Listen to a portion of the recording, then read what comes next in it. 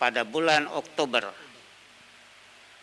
Itu saya lupa tanggalnya, pada waktu Pesparawi di Buntok. Ada Pesparawi Sekalteng. Itu ada di sana, dan saya waktu itu memang sudah dijanjikan oleh tim KRAIS, yaitu tim yang menilai ke proposal kabupaten ini, tunggu 1 minggu katanya kami akan menghubungi Bapak. Oke, saya bilang. Nah, kebetulan saya juga nginap di Buntok waktu itu. Dan pada sore sekitar jam 4 ada telepon dari Jakarta dan mencari saya. Dan saya kemudian terima telepon. Saya bilang, ada apa? Tim KRAIS bagaimana? Ada kabar baik, Pak, katanya. Kabar baiknya bagaimana? Barito Timur dengan perbaikan-perbaikan yang ada diterima kembali untuk masuk di dalam rancangan Undang-Undang Pemekaran. Nah, dengan demikian pada waktu itu Gubernur Asbawi Agani sedang membuka Pesparawi di Gedung Jaru Pirarahan. Nah, beliau belum menyampaikan kata sambutan pembukaan. Saya telepon beliau dan beliau menyatakan, ada apa Pak Badowo? Saya bilang, ada berita gembira, Pak. Oh ya, mengenai kabupaten. Iya. Jadi saya perdengarkan pembicaraan dengan tim KRAIS dan Pak Asmawi mendengar. Dan begitu dia mendengar, dia sangat gembira dan dia skor acara di Mantawara dan dia umumkan bahwa Barito Timur kemudian diterima dalam Undang-Undang Pemekaran, lolos. Nah, itulah kilas balik sebetulnya dari perjuangan itu. Nah, kembali kepada kilas balik tentang pembangunan 2019-2021, saya orang yang paling kritis melihat bahwa saya merasa di mana ya pembangunan itu yang dinyatakan berhasil. Tanpa mengecilkan arti seorang Bupati Ampera Haji Mebas, tapi masyarakat kan bisa melihat yang mana sih pembangunannya. Kalau hanya bikin pagar kantor bupati, pagar rumah DPR dan lain sebagainya, saya pikir itu tidak ada sangkut pautnya dengan kepentingan masyarakat banyak. Yang kita perlukan masyarakat banyak misalnya kalau membangun misalnya jalan kelompok tani, supaya mereka bisa membawa hasil sawah, sayur dan lain sebagainya. Nah, itu tidak dilakukan. Nah, kemudian saya juga kaget mendengar bahwa pembangunan kolam renang yang biayanya 4, sekian miliar. Kira-kira yang berenang di sana siapa nanti? Saya rasa itu tidak urgen bagi saya ya. Saya menilai. Yang kedua, bundaran di Longkang. Kalau tidak ada bundaran pun sebenarnya tidak ada masalah. Masih banyak yang kita perlukan dana untuk hal-hal lain. Misalnya sekolah SD di daerah Hayaping ada beberapa yang ambruk. Kemudian di daerah Asak. Itu banyak hal sebetulnya yang lebih penting. Nah, ini yang kita harus lihat. Tetapi kita tanda petik. Karena nilai proyek ini cukup besar. Itu kan mendatangkan untung bagi pemborong. Jelas. Walaupun saya tidak tahu siapa yang memborong kolam renang, siapa yang borong bundaran di Longkang, saya belum tahu. Tapi yang nyata bahwa kita mengkritisi seharusnya kalau ada uang untuk membangun, apakah itu CSR, apakah itu APBD, apa itu APBN, apa itu DAU, itu seharusnya yang langsung berhubungan dengan masyarakat, yang langsung bisa dirasakan oleh rakyat banyak. Itu sebetulnya.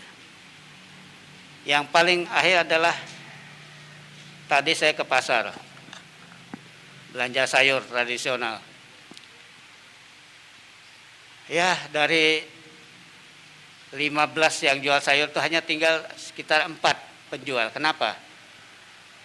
Mereka pinjam uang dari rentenir yang berkedok koperasi simpan pinjam. Tidak benar. Itu rentenir semua. Kalau dia pinjam 1 juta, potong duluan 200, yang diterima hanya 800, tapi tetap dia harus store 1 juta. Artinya apa? Hampir 40% bunga yang harus dibayar. Ini sebetulnya sudah disampaikan oleh gubernur pada pertemuan 2018 di depan bupati, bahwa upayakan Bank Pembangunan ini memberikan pinjaman lunak tanpa agunan dan bunga yang sangat rendah untuk masyarakat kita yang jual sayur tradisional ini. Tapi cobalah ke pasar, tanya dengan mereka, pengakuan mereka. Nah, ini tidak dilaksanakan oleh pemerintah daerah. Seharusnya ini jadi fokus juga, karena inilah yang bisa menghidupkan ekonomi kerakyatan. Itu yang mungkin bisa saya sampaikan dalam kilas balik ini. Saya tidak terlalu mendalam untuk menilai, tetapi secara nurani kita semua pasti merasakan apa yang dirasakan oleh masyarakat Batu Timur umumnya. Dan kita semua melihat bagaimana kesulitan dengan dampak yang adanya COVID-19. Nah, seharusnya pemerintah daerah bisalah membantu mereka-mereka ini yang terdampak. Nah, jadi kalau ini persoalannya, mari kita semua bersinergi, memberikan masukan. Walaupun kemungkinan diterima masukan kita itu sangat kecil, tapi tidak salah kita bersuara, menyampaikan. Karena itu adalah kewajiban kita untuk menyampaikan. Nah, jadi mungkin itu yang bisa saya sampaikan dulu. Saya mohon salah hilafnya, saya mohon maaf. Itu yang bisa saya sampaikan kepada kita semua. Kami kembalikan kepada siapa moderator.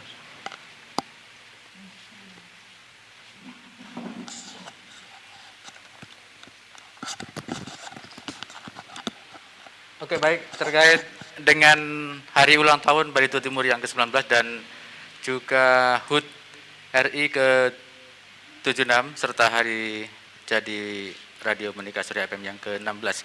Bung Yani, silakan boleh dialog bersama rekan-rekan yang ada di sini. Ada waktu untuk Anda, silakan. Ya. Jadi apa yang sudah disampaikan senior kita Pak Badowo itu adalah tentang sejarah berdirinya Barito Timur. Kebetulan saat ini sejarah itu kita sudah mencapai usia Barito Timur ini 19 tahun. Tepat di bulan Agustus, perayaannya berarti bertepatan pula dengan perayaan Hari Kemerdekaan Negara Republik Indonesia yang ke-76. Beliau sudah memaparkan bagaimana perjalanan sejarah Barito Timur. Dan apabila kita ulang tentunya waktu sangat terkuras banyak. Jadi saya cukup kembali ke Bapak karena sejarahnya sudah diungkap secara jelas dan terang. Temanya hari ini adalah mengenai kilas balik pembangunan 2019-2021 Barito Timur. Berarti kita bicara tentang periode akhir pemerintahan ini, periode kedua pemerintahan oleh Bapak Ampera Ayimebas sudah menjalani tahun ke-3, kurang lebih tahun ke-3. Ya tentu kita tidak bisa sembarangan bicara. Kalau kita mau tahu apa yang dimaksud dengan kilas balik pembangunan, sebenarnya sangat mudah saja. Di tangan saya bawa LKPJ tahun 2020. Nah, di dalam LKPJ ini untuk 2019 sampai dengan 2023 kita temukan arah kebijakan pembangunan. Kita bisa menemukan arah kebijakan pembangunan di sini. Tahun 2019 Saya bacakan ya. Arah kebijakan tahun pertama 2019 dengan tema pembangunan, pemantapan reformasi birokrasi menuju Barito Timur yang berani dan melayani. Saya ulang, saya ucapkan juga selamat datang kepada Ahok Bartim. Arah kebijakan tahun pertama 2019 di periode ini, tema pembangunannya adalah pemantapan reformasi birokrasi menuju Barito Timur yang berani dan melayani. Apabila melihat tema ini di 2019, seharusnya birokrasi kita tidak mendapat rapor merah Ombudsman. Pelayanan publik kepada masyarakat seharusnya sangat membantu.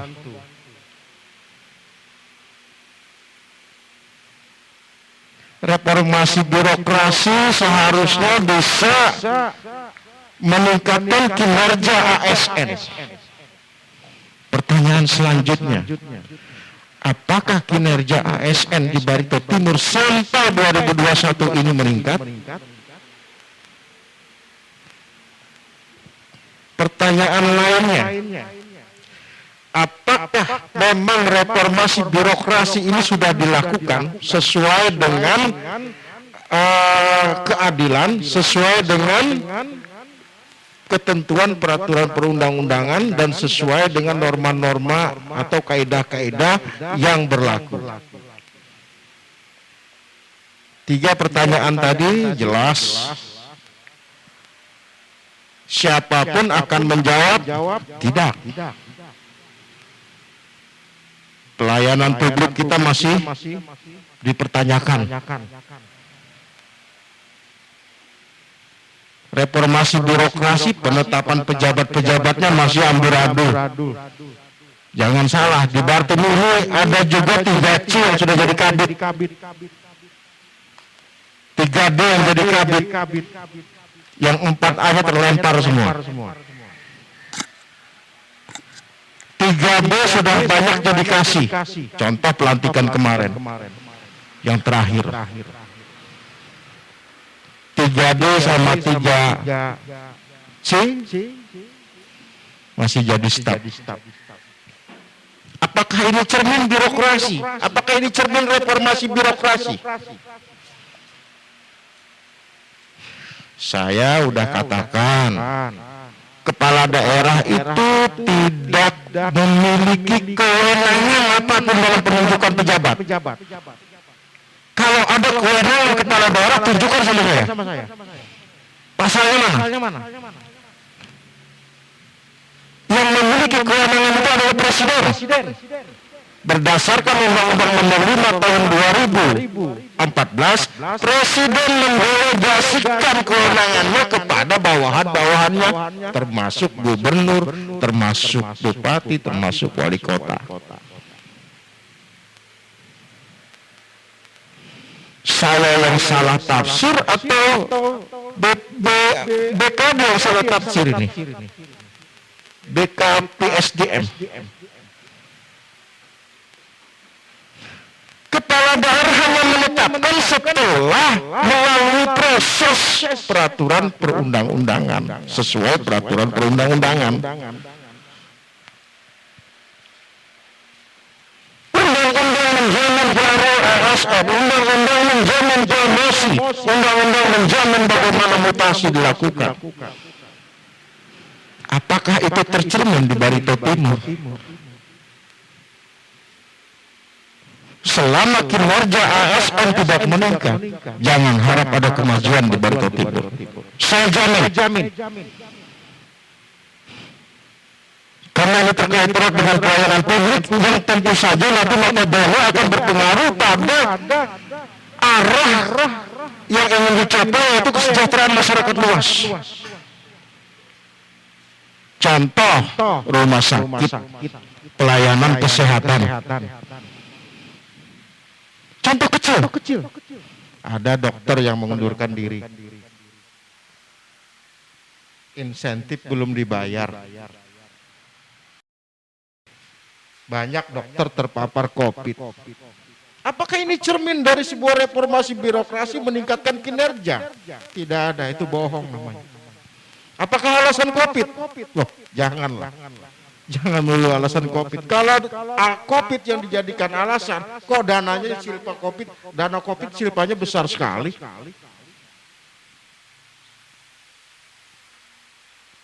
Kalau sesuatu saat ini COVID dijadikan alasan, kok kinerja Satgas dipertanyakan?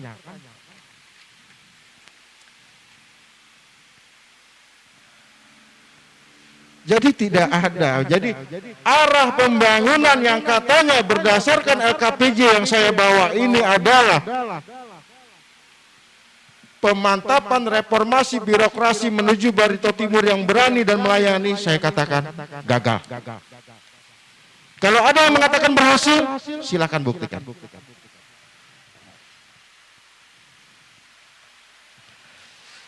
Tahun 2020, apa katanya arah pembangunannya? Tema pembangunannya pemerataan pembangunan di segala bidang untuk kesejahteraan masyarakat Barito Timur. Pemerataan pembangunan di segala bidang untuk kesejahteraan masyarakat di Barito Timur. Saya pikir nanti Ahok Bartim bersedia menjawab ini ya, arah kebijakan ini ya. Saya akan lewati ini. Ini porsinya Ahok Bartim sepertinya ini. Pemerataan pembangunan di segala bidang untuk kesejahteraan masyarakat Barito Timur. Tolong dipaparkan nanti, termasuk dibantu Pak Lelo atau Pak Step nanti gitu kan. Karena di sini juga beberapa orang yang hadir ini adalah bukan dari kota Tamiang atau kota Ampah, dari desa. Beliau-beliau yang turut merasakan. Begitu kan? Kemudian tahun 2021. Pembangunan Barito Timur yang maju dan unggul. Kemarin dokter pada mundur, COVID pada meningkat. Kemudian pembangunan ini kata Pak Senior di pasar, gitu kan?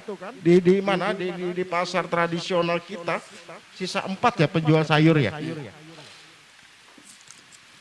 Bayangin. Sisa 4 yang ada di dalam pasar. Berarti tidak ada penataan yang baik. Saya lihat juga banyak berjualan di luar ini, di luar pasar. Coba bisa dibayangkan, akibat rentenir, daya beli semakin menurun. Kenapa daya beli semakin menurun? Coba. Ini yang sederhana saja. Kalau yang kerja di Bartim ini orang luar melulu, kontraktor misalnya. Saya udah sebutkan waktu itu di tempatnya Mbak Juwita, saya dari Pasar Panas, gitu kan? Mau menuju Ampah. Saya susah menyelip beberapa truk yang konvoi yang bawa material dari Pasar Panas itu masuk Pasar Panas. Setelah itu saya istirahat di Tamiang, kok ketemu lagi gitu, ya kan? Kebetulan dekat Kecamatan Paku, Tampak waktu itu kan, truk ini belok ke arah SMA waktu itu, ya kan? Oh rupanya ini material dari luar Bartim, kan begitu? Saya telepon Mbak Juwita, Mbak itu kontraktornya dari mana? Dari luar Bartim. Pekerjanya dari mana? Dari luar Bartim. Coba bayangin, apakah ada uang berputar di Bartim kalau begitu? Material dibeli dari luar, uangnya keluar. Kemudian kontraktornya dari luar, pajaknya bayar di luar, yang mungut orang lain. Para pekerjanya dari luar, ya jelas uangnya juga dibawa keluar hasil. Keuntungannya ternyata kontraktor dari luar, keuntungannya dibawa keluar. Sekarang yang jadi pertanyaan, apa yang buat Bartim? Sederhana, ini logika yang sangat sederhana. Logika yang sangat sederhana. Oke, kita maju lagi ini 2021. Coba bayangin, ya kan? Semua di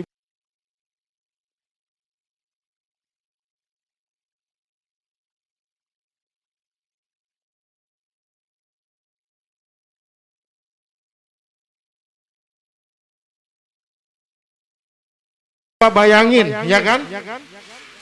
Semua dibeli dari luar. Pakai dana desa kemarin pengadaan ayam. Seluruh desa kemarin ditekankan untuk melakukan pengadaan yang namanya ayam petelur. Lagi-lagi duit kita semuanya terkonsentrasi beli ayam di luar. Beli pakan di luar.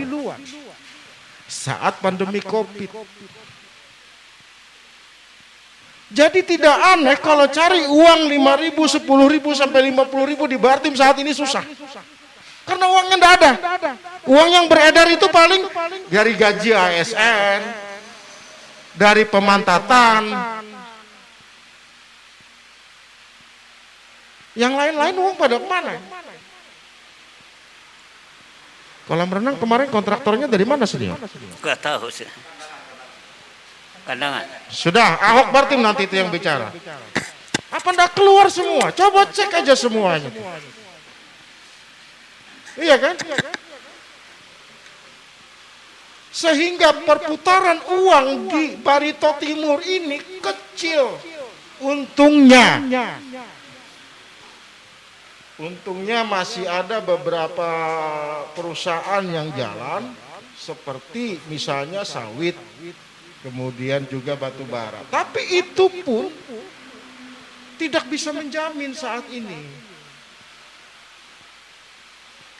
Angkutan CPO-nya juga pakai pelabuhan di luar. Pelabuhan kita belum jadi. Berapa tahun tuh diurus pelabuhan? Iya kan? Akhirnya apa? Orang luar selalu untung. Pelabuhan batubara cuma satu. Itu pun punya swasta. Kalau memang pelabuhan satu itu hanya bisa mencapai maksimal 500.000 ton saja setahun, gimana mau meningkatkan PAD? Saya mau tanya bagaimana caranya? Padahal PAD yang dibutuhkan saat ini yang cukup besar adalah dari produksi energi. Saya mau tanya, ada Prusdana yang mengelola angkutan CPO dan batubara ini? Buat memayungi yang namanya masyarakat yang punya truk, biar masyarakat terangkat kesejahteraannya. Harusnya koperasi atau Prusda yang kelola itu. Harus ada. Harus ada angkutan produksi yang dikelola oleh perusahaan daerah atau koperasi. CPO siapa yang ini? Yang tidak salah sih. Cuma Prusda dan koperasi harus ambil bagian agar ada pemasukan PAD, masyarakat bisa ikut berusaha, terlindungi di dalamnya.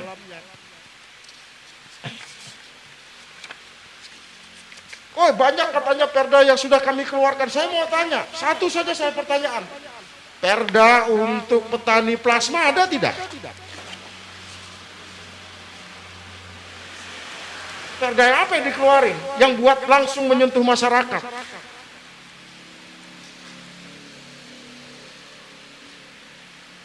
Tidak ada. Iya kan? Jadi, kelihatannya arah pembangunan ini seperti yang tertuang di LKPG ini, yang saya bawa ini, saya tidak bicara sembarangan, ini ada bukunya. Gitu kan? Bagaikan waktu kita sekolah PR tulisan indah dari guru. Menulis indah dari guru. Jadi kita membuat PR yang dibuat disuruh kepada kita dari guru, bercerita dengan tulisan indah. Apakah LKPG seperti itu? Sehingga dengan seindah-indahnya kita menulis, tapi faktanya berbanding terbalik. Sekarang masyarakat yang menilai sendiri. Saya pikir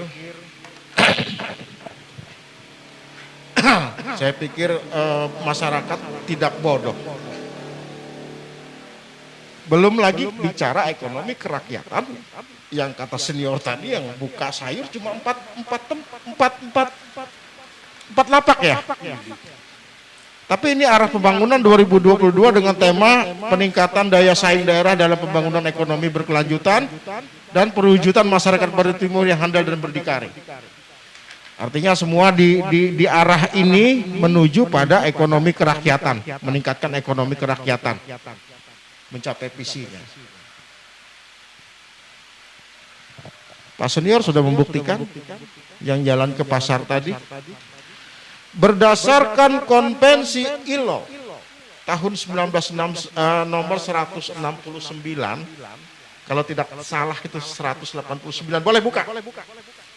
Yang dinamakan ekonomi kerakyatan itu terkait erat dengan pasar tradisional.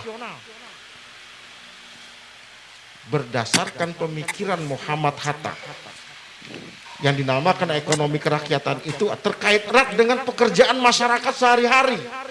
Misal petani karet, ya kan? Ada pendukung tidak koperasi untuk mengayomi, melindungi mereka? Ada pendukung tidak mengarah ke industri hilirnya? Karena karet itu industri hulunya.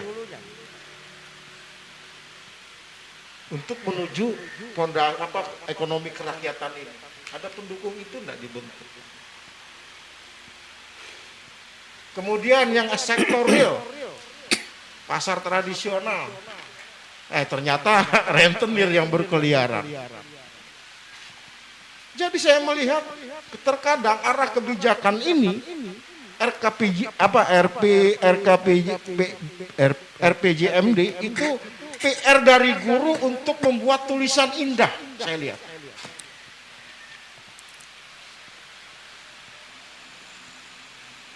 Tulisan indah itu tidak perlu fakta. Yang dinilai oleh guru itu tulisannya indah. Nah, apakah itu LKPJ itu seperti itu gitu? RPJMD itu seperti itu. Visi misi itu seperti itu. Nanti dibantu kawan-kawan. Sini ada Ahok Bartim juga, ada Pak Lelo, ada Pak Step. Nanti bantu kawan-kawan lah merasakannya bagaimana ini. Apa yang sudah saya ucapkan ini, saya hanya bermodalkan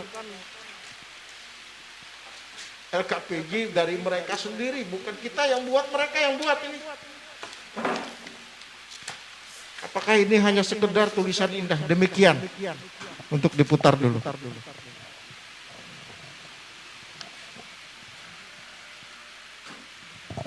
Oke. Terima kasih Bu Nyadi. Ahok Bartim. Selamat datang Bung. Luar biasa. Ada waktu Bung Tanda. Oke, selamat sore untuk kita semua di sini. Salam sejahtera. Semoga kita selalu sehat. Terima kasih sudah diundang saya ke sini untuk Bung Yandi, Bu Gita, Bang Jos, dan Bapak sekalian, dan orang tua kami Bapak Badowo.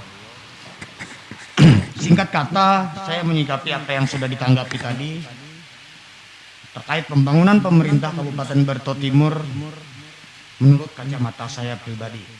Yang pasti seperti itu kan, karena kita kalau saya berbicara atas nama masyarakat, pastinya masyarakat akan berkacamata beda-beda gitu kan, berbeda. Hanya ada satu kalimat dalam penilaian saya atas pembangunan yang ada di Barito Timur sebagai daerah nenek moyang saya di sini adalah WTP tanpa pembangunan. Singkat kata, WTP tanpa pembangunan, wajar tanpa pengecualian, tanpa pembangunan. Ketika orang di sana bangga dengan kata WTP, saya tidak berbicara bangga, tapi memalukan. Saya akan berkata memalukan. Karena WTP itu seharusnya diikuti dengan adanya kemajuan pembangunan. Kemajuan pembangunan. Dalam realitanya, dari beberapa ibu kota kabupaten yang ada di Kalimantan Tengah dalam pemekaran, yang salah satunya di situ ada Barito Timur, secara kebetulan juga saya pernah berdomisili di luar Kabupaten Barito Timur, salah satunya Katingan. Kemudian untuk keliling di wilayah Kalimantan Tengah ini saya rasa tidak ada yang belum saya injak. Dari kabupaten yang ada, Barito Timur adalah kota paling lambat kemajuannya. Harusnya kemaju itu ngebut, bukan lambat. Jadi kayak siput. Pada prinsipnya adalah WTP tanpa pembangunan itu dikarenakan memang penilaian dari BPK. Memang secara mekanismenya seperti itu. Namun saya rasa itu akan menjadi sia-sia meskipun kita memiliki silpa, tapi pembangunan tidak jalan. Contoh, daerah lain memiliki stadion, sedangkan Barito Timur hanya lapangan. Penataan kota, taman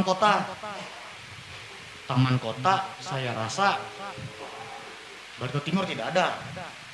Jika yang kita berbicara dekat SMA itu ya mungkin bukan taman kota, saya rasa tempat nongkrong sajalah. Padahal dengan sumber daya alamnya, dengan investor-investornya di sekitar, kita bisa maju melebih dari daerah lain. Nah, setelah saya cermati, saya lihat, identifikasi, bahkan melalui evaluasi, apa yang terjadi di Barito Timur adalah manajemen pemerintahan perlu diperbaiki. Ketika berbicara diperbaiki artinya rusak. Kalau itu tidak rusak, untuk apa kita perbaiki?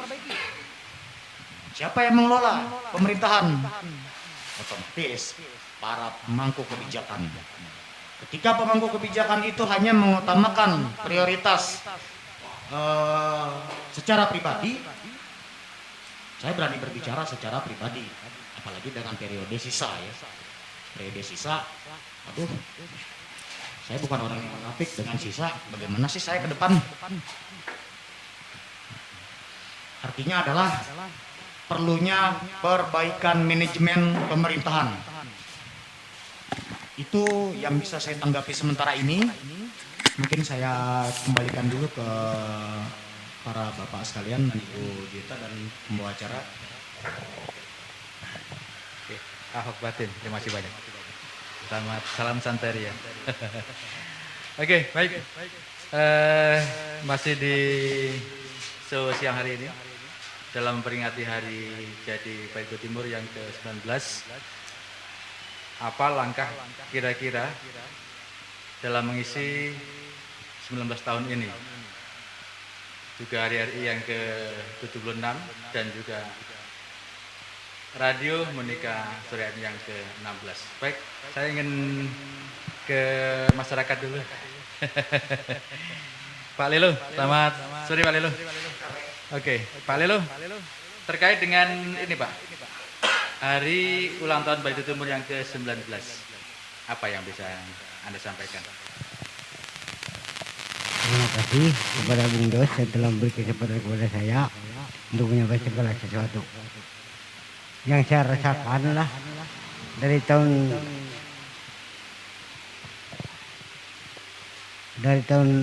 sampai ke 2021 ini tidak ada keberhasilan sama sekali melalui pemerintah yang ada ini. Jadi untuk kedepannya bagaimana istilahnya sikap kita sebagai masyarakat Barito Timur ini bisa memajukan partai ini semaju-majunya, seluas-luasnya. Kalau kita berharap dari yang ada ini kita akan hancur karena tidak ada sama sekali yang dikasih kesempatan kepada masyarakat ini yang untuk maju. Nah itu aja. Saya harap itu bagaimana istilahnya kesepakatan kita supaya kita melalui talk show ini maupun melalui kepentingan masyarakat itu bisa kita majukan bersama. Pak Lelo, Barito Timur kan Anda melihat sendiri bagaimana Anda menyikapi tentang pembangunan. Anda lihat dari tahun 2019 saja sampai sekarang. Apa yang Anda cermati? Yang saya cermati itu kosong sama sekali, enggak ada. Kosong ya. Iya. Saat ini yang bisa Anda rasakan seperti Pak Lelo ada di daerah daerah mana Pak? Harara. Harara. Ada perkembangan tidak dari 5 tahun ini saja yang terakhir? Tidak ada perkembangan. Tidak ada perkembangan. Oke, baik Pak Lelo, terima kasih masyarakat yang langsung bicara.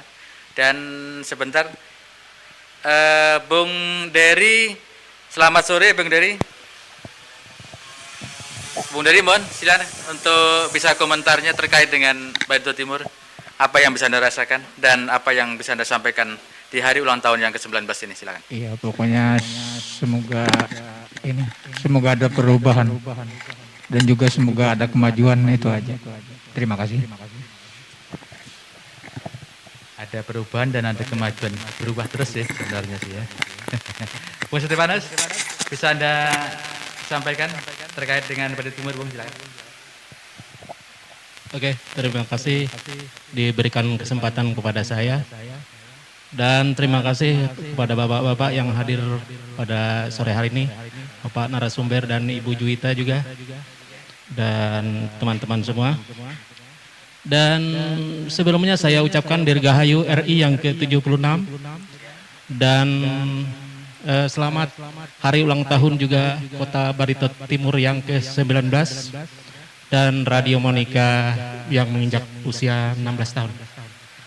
Dan sebagai masyarakat awam, jadi harapan saya yang terpenting adalah ke depan untuk Barito Timur, terutama kepada pemangku-pemangku jabatan yang ada di Barito Timur adalah yang menjadi prioritas adalah harapan ke depan, yaitu yang menyangkut layak orang banyak. Jadi yang terpenting harapan saya kepentingan masyarakat banyak, terutama kesejahteraan orang banyak. Itu saja mungkin harapan dari saya. Terima kasih. Saya kembalikan. Oke, terima kasih Bung Stefanus. Iya. Halayak orang banyak, itu sudah mewakili. Baik, Bu Juwita, ada waktu untuk Anda, Bu. Silakan. Assalamualaikum warahmatullahi wabarakatuh. Salam sejahtera. Terima kasih buat kesempatan untuk hadir pada kesempatan hari ini. Yang pertama yang ingin saya sampaikan di sini, Dirgahayu tanah airku Indonesia yang saya cintai yang ke-76, dan selamat hari jadi Kabupaten Barito Timur yang saya cintai yang ke-19 tahun, dan selamat juga ulang tahun buat Radio Monika Surya FM yang ke-16 tahun. Jika Monika Surya FM yang ke-16 tahun. Jika berbicara tentang tema tadi, kilas balik pembangunan. Berbicara dengan kilas balik, jadi kita disuruh memulihkan pemikiran kita ke tahun-tahun sebelum tahun ini. Jadi berbicara tentang pembangunan di sini, kita jangan hanya berbicara kepada pembangunan infrastruktur, namun kita juga berbicara tentang pembangunan, yaitu sumber daya manusia. Dan sampai dengan hari ini, untuk pembangunan secara fisik, saya bukan tidak menghargai. Saya sangat menghargai, menjunjung tinggi apa yang sudah dilakukan, yang dilaksanakan khususnya di Kabupaten Barito Timur.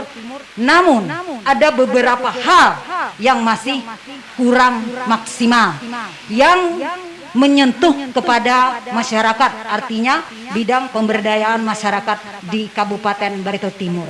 Jika kita mau telusuri ke beberapa wilayah, desa-desa yang jauh, desa-desa yang tidak terlewat oleh jalur poros, artinya jalur poros Barito Selatan, Dusun Tengah sampai Barito Timur sampai ke perbatasan dengan Kalimantan Selatan. Ketika kita masuk ke dalam-dalam itu, banyak sekali hal-hal yang sangat diperlukan oleh masyarakat.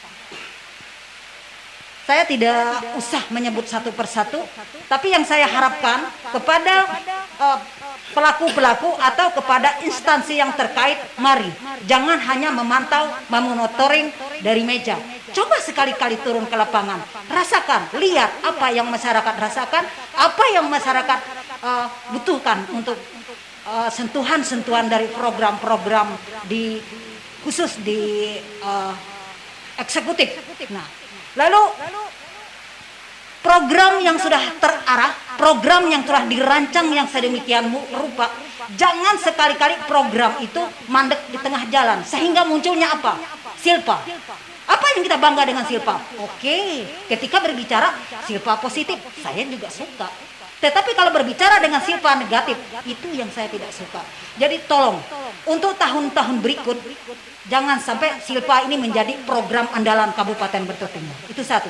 Yang kedua, kepada SDM, jangan berbicara Barto Timur itu sumber daya manusianya kurang maksimal. Bukan, tergantung dari kebijakan yang memberlakukan.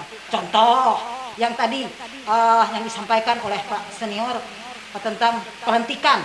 Orang-orang golongan yang sekian-sekian terlempar, justru orang yang golongan seperti ini dinaikkan. Itu menurut kacamata saya sendiri kurang pantas. Artinya kurang mantap lah sepertinya. Karena ada alur-alur tahapan yang mungkin sudah boleh menduduki jabatan atau yang boleh ditempatkan kalau itu.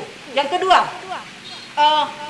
tentang masyarakat kecil ini yang kayak bilang Pak Bendawa tadi, dalam harap bukan Pak Bendawa juga, yang beliau secara langsung turun katanya ke lapangan atau ke pasar ya, saya sangat prihatin dan miris sekali melihat ketika di sana hanya beberapa lapak yang berjualan. Dan saya kemarin sempat ada perdebatan sedikit waktu saya ada perjalanan ke Unsum dalam rangka ada kegiatan ke sana. Ada seorang ibu ngomong begini. Tadi pagi saya lewat pasar Tamyang Rayang, katanya kasihan sekali banyak orang jualan di arah Jalan Magantis, katanya orang pinggir jalan. Itu orang dari mana? Saya bilang, itu orang dari luar Bartim. Saya nggak bangga. Kenapa kamu nggak bangga? Kasihan orang-orang jualan. Yang harusnya yang berjualan di sini justru masyarakat Bartim, bukan luar Bartim. Saya bilang, oke, mereka orang masyarakat kecil. Lalu kenapa sekarang orang masyarakat Bartim tidak disuruh berjualan di situ? Saya bukannya apa, karena saya ingin memang memberdayakan masyarakat Barto Timur itu untuk Barto Timur gitu. Jadi jangan menyebut bahwa Barto Timur itu kurang dari sumber daya manusianya kurang, atau saya tidak terima itu. Karena potensi-potensi untuk Barto Timur itu saya lihat bagus. Jadi mungkin itu saja Bung Des. Terima kasih. Wassalamualaikum warahmatullahi wabarakatuh. Oke, baik. Sudah lengkap sudah. Sekarang sesi berikutnya adalah sesi dialogis. Saya kasih mikrofon untuk Bang Yandi, sekaligus kita mengakhiri sesi terakhir, yaitu sesi dialogis. Silakan. Bisa sebelum beliau Mau tanya. ada yang ingin saya sampaikan, karena di sebelah saya ada Pak Lelo dari Harara. Tadi saya ngobrol-ngobrol di pasar sambil minum-minum, ada orang Harara menyampaikan ke saya, Pak, siapa punya ayam di Harara itu yang 4.000-an lebih itu. Lalu kami curiga, dia bilang, karena setiap mengantar pakan itu selalu Satpol PP yang antar. Lalu dia bilang, siapa punya ayamnya? Saya bilang, tanya sendiri aja. Jadi ribuan ayam, Pak Lelo mungkin tahu. Nah, itu yang ngantar pakan selalu Satpol PP. Ada apa? Nah, itu pertanyaan mereka tadi. Saya nanya ke saya bilang saya nggak tahu itu. Tapi naga-naganya kalau yang ngantar itu bangsa Satpol PP segala macam, pasti yang punya itu bos-bos di atas. Ya mungkin itu Pak Lelo, saya nggak tahu. Ada dua masalah di situ tuh. Ya. Itu ayam. Ya. Ayam itu ada satu kandang itu 400 ekor, enggak sampai yang 4.000. Oh, enggak sampai lah. Nah, itu punya Pak Amperanya, punya Nah, bupatinya. ini jangan anu lah. Pak Lelo yang tahu. Makanya saya tanya tadi. Saya sudah curiga itu Pak Lelo. Tapi ya nggak apa-apa. Yang ngantar anu itu. Jadi yang satunya itu punya desa, cuma 200 ekor. Yang 400-an. Yang 400 itu punya Pak bupatinya. Ya. 4.000 apa 400? 400 ya. 400 saja. Jadi yang antar Satpol PP benar ya? Iya. Itu ya, itu informasi. Terima kasih Pak Lelo. Terima kasih Pak Lelo informasinya. Oke, bisa dilanjut. Oke. Pertanyaan pertama untuk Pak Senior. Saya sih sederhana saja pertanyaannya, Pak Senior. Pak Senior sebagai orang yang salah satu pendiri Kabupaten Barito Timur, pasti menginginkan kemajuan Barito Timur karena tujuan berdirinya Barito Timur ini tidak lain adalah untuk memangkas birokrasi, mempercepat pembangunan, mempercepat peningkatan kesejahteraan masyarakat yang ada di Barito Timur yang kedepannya benar-benar bisa menjadi mandiri.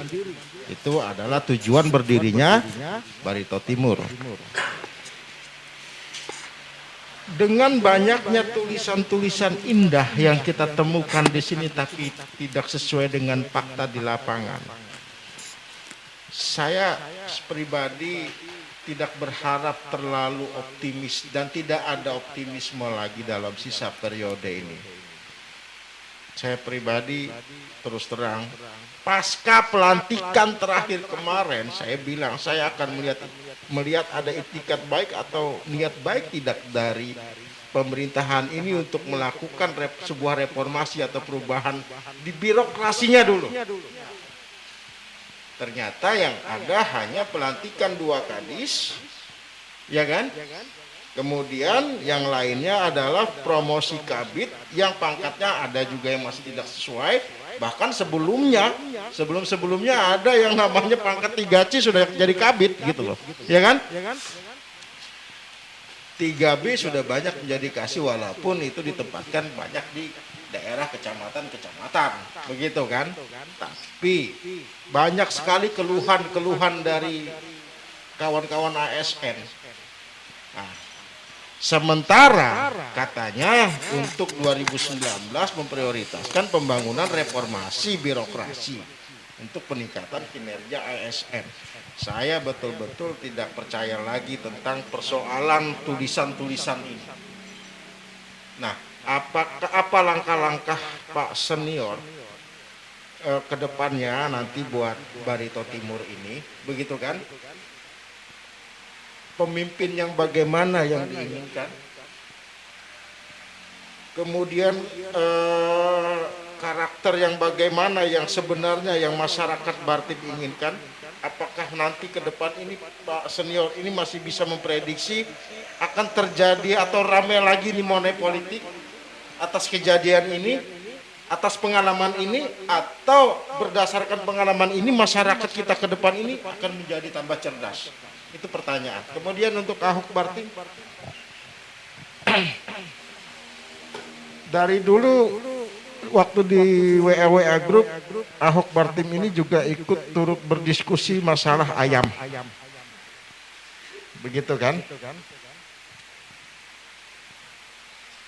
Ayam ini kan menggunakan dana desa yang awal-awalnya, gitu kan? Didatangkan dari luar, dibeli dari luar, dan boleh dikatakan ini adalah program yang gagal. Program yang gagal. Prediksi itu sudah kita bicarakan jauh sekali di awal. Ayamnya belum datang kita udah bisa prediksi program ini akan gagal. Iya kan? Nah, apakah kegagalan ayam ini seperti kegagalan yang berkaitan dengan kartu AMAS juga, gitu loh?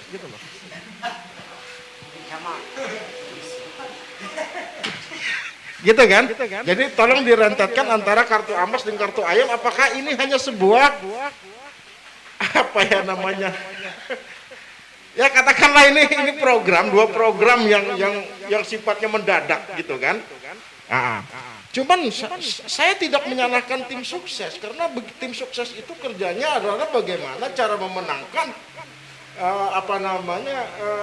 orang yang akan dimenangkannya. Tapi setelah itu janji-janji yang akan yang sudah disampaikan itu sebenarnya harus dilaksanakan oleh Si pemenang. Begitu kan? Siapapun yang saat itu menang harus bisa melaksanakan janji itu. Saya tidak menyalahkan tim sukses. Saya pun kalau jadi tim sukses akan berbuat sama untuk memenangkan itu. Program itu bisa dicapai atau tidak gitu. Ya kan? Jadi apakah kartu AMAS ini memang hanya sebagai tulisan indah seperti ayam yang gagal? Demikian dulu. Ini masih bisa. Waktu menggunakan anggaran DD kan terlihat sekali gagalnya Pak Senior ya. Tapi kok ada lagi dipaksakan masuk program ayam buat kelompok-kelompok tertentu. Waktu menggunakan anggaran DD kan terlihat sekali gagalnya Pak Senior ya. Tapi kok ada lagi dipaksakan masuk program ayam buat kelompok-kelompok tertentu gitu. Jadi kan sepertinya ini terlihat memang ini program yang dijadikan sebuah program yang sangat menguntungkan, dan bagi mereka yang diuntungkan tidak peduli ini gagal. Walaupun sudah sebelumnya terlihat ini gagal misalnya gitu. Ya betul, dan itu pernah, karena itu kenapa kita berbicara gagal, karena kita ayam sudah lama ya, setahun 2 tahun yang lalu ya. Pernah kita bahas itu hanya informasi yang ayam di satu desa hanya bertelur 1. Nah itu kan awalnya kita ribut-ribut dulu, itu kan kita bahas. Nah betul, ini sekarang kita mengulas itu saja untuk agar kita ketahui bagaimana ketika ada program ayam yang seharusnya ayam itu 18 minggu, ketika diadakan umurnya 16 minggu, bagaimana dia bisa bertelur dengan maksimal. Umur 16 minggu kita kasih makan 18 minggu. Artinya dipaksakan untuk bertelur, ya 1 telurnya. Ya kan, itu hasil identifikasi saya ya. Ini berbicara saya. Nah, itu terkait ayam. Artinya itu sudah merupakan program yang saya katakan, saya bukan berbicara gagal lagi, tapi tidak benar untuk dilanjutkan. Karena apa? Seharusnya ada ketika kita membuat program itu, pemerintah pun harus bijak. Program apa selanjutnya? Pemasarannya seperti apa? Karena apa? Ketika kita beternak ayam, telurnya ada, kita masarkannya kemana? Karena apa? Toh sampai detik ini, di pasar itu telur bukan dari Bartim saja, tetap dari luar. Harusnya kita dari sini membawa keluar, artinya ada manajemen pemasaran yang perlu dikelola oleh pemerintah. Gitu, nah, itu menyikap itu. Kemudian, kembali ke topik inti dari penyampaian Bung Yandi tadi terkait kartu AMAS. Saya sedikit menghela napas ya di kartu AMAS. Sedikit menghela napas, mungkin orang tua saya, Pak Badowo, kita dulu pernah satu tim di situ, bahkan beliau, saya salut dengan sebagai orang tua, beliau ikut berhujan, berpanas, tidak tahu pagi, sore, malam, ikut ke lapangan gitu kan, ketika menjadi tim sukses. Karena ketika kita menjadi tim sukses, kita berjuang tim sukses gitu kan. Kartu AMAS itu memang direncanakan, diprogramkan dalam kegiatan menjadi tim sukses oleh tim gitu kan. Saya tidak mau mengatakanlah ABCD karena tim lah gitu kan. Karena sebenarnya di situ merupakan sebuah kartu identitas. Nah, hanya saja ketika dalam penyampaiannya memang penyampaian dengan kartu AMAS ini adalah menjadi sebuah kartu program. Padahal dari desainnya itu adalah sebuah identitas, karena ketika kami membuat, baik sebelumnya saya perlu sampaikan bahwa kartu AMAS itu yang membuat kami ada 4 orang awalnya. Kemudian karena kebutuhan tenaga, karena kurang kami untuk mencapai waktu itu 42.000, kami ditambah 2 orang lagi. Didesain tidak ada program, berbeda dengan kartu Ben Ujang ya. Kalau Ben Ujang kan ada program. Kalau kartu AMAS tidak ada program, hanya kita membuat sebuah namanya tim sukses, kita membuat sebuah strategi, itu kita tidak munafik lah. Itu merupakan sebenarnya kartu identitas. Namun dalam penyampaiannya ketika berkampanye, kartu ini digunakan untuk kampanye. Dengan kartu ini untuk dapat program ini begitu kan? Hanya saja perjuangan yang sudah kami lakukan, kami sudah sangat maksimal untuk itu, karena kita berbicara tim sukses pasti ingin menyukseskan calon. Ketika kita sudah mencapai hasilnya, artinya tugas kami sebagai tim sukses kala itu selesai. Namun di tahap kelanjutannya, dengan program itu tidak stop di situ saja, karena ada 2 foto orang di situ dan ada tertangan orang di belakangnya. Bung Erwin tadi mengatakan sebenarnya di awal Didesain. Betul, didesain merupakan identitas pendukung. Masa pendukung, betul. Betul, kami berenam menangani itu. Kenapa bisa berubah ketika kampanye ini dijadikan sebuah program? Karena kala itu tim sukses kan bukan kami saja. Kami waktu itu kan tim IT-nya, kami yang membuat, betul. Mendesain kartu AMAS, kami yang mencetak, membuat kartu AMAS itu, dan itu saya terbuka itu hampir 3 bulan kami tidak tahu pagi, sore, malam, bahkan keluar pun jarang kan. Dalam kampanye itu Kemudian dibawalah ke kampanye itu bahwa ini kartu identitas ini menjadi sebuah pernyataan program. Artinya ketika Bupati dan Wakil Bupati, saya tidak mau berbicara calon lagi dah. Bupati dan Wakil Bupati yang terpilih berani berbicara ini kartu program, tanggung jawab. Nah, itu. Tanggung jawab. Karena apa? Tugas kami sebagai tim sukses sudah menyukseskan mereka. Selesai tugas kami. Tapi bagaimana tanggung jawab mereka? Tidak stop di situ saja. Meluruskan loh Bang Erwin, betul. Ya, bahwa sebenarnya di awal tim-tim IT ini membuat kartu ini bukan kartu program tapi kartu identitas pendukung. Kartu ini pada saat kampanye disalahgunakan, dibuat menjadi. Jadi kartu ini dibawalah, ya, didesain akhirnya dibawa ke setiap kampanye. Dalam program kampanye kartu ini disampaikan bahwa ini kartu pendukung AMAS, akhirnya digunakanlah. Artinya bukankah itu menjadi sebuah kebohongan? Kalau menurut saya secara pribadi, ini saya berbicara saya pribadi. Ketika berbicara sakit hati, saya bukan orang munafik, sakit hati saya saja sampai detik ini masih seperti ini saja, kan begitu. Harus berjuang sendiri, tim sukses gitu kan. Ketika berbicara kartu itu pembohongan publik terkait programnya yang disampaikan kala itu, saya berbicara itu kebohongan publik. Tapi saya pernah sempat bertemu dengan Bupati Barito Timur waktu itu terkait kartu ini. Beliau menyampaikan, ketika sudah duduk, bukan tidak menanggapi kartu itu, tapi sebagai bupati dia harus adil untuk semua masyarakat. Jadi tidak perlu kartu itulah, kata beliau kan. Intinya kartu itu kan merupakan identitas pendukung nih. Kala itu. Jadi karena beliau sudah duduk, pendukung tidak mendukung tetap bisa untuk diprioritaskan mendapat program pemerintah. Itu penyampaian beliau ke saya begitu kan. Hanya saja tetap sesuai prosedur yang ada. Toh dalam arti ya sama aja lah seperti dulu saya pikir kan. Nah, artinya program ketika berbicara kartu AMAS didesain oleh kami kala itu gitu kan. Itu adalah kartu identitas masa pendukung yang mencalon ketika itu yaitu Bupati dan Wakil Bupati Barito Timur sekarang. Nah, kemudian untuk program yang disampaikan selama ini itu bukan tanggung jawab kami sebenarnya, tanggung jawab 2 orang itulah. Berarti kan yang kepemimpinan yang menang ya. Betul. Kepemimpinan menang kepala daerah dan wakil kepala daerah. Pasti sepasang kan? Kata Bung Erwin ini kan sebuah kebohongan. Jadi data COVID saat ini memang sebuah kebohongan ya. Ya, kalau menurut saya itu pembohongan publik. Nah, data COVID saat ini yang kita temukan banyak isolasi mandiri, jadi wajar mereka sudah terbiasa berbohong di awal, jadi selanjutnya Ya. sepertinya sudah terbiasa ini ya, Sudah.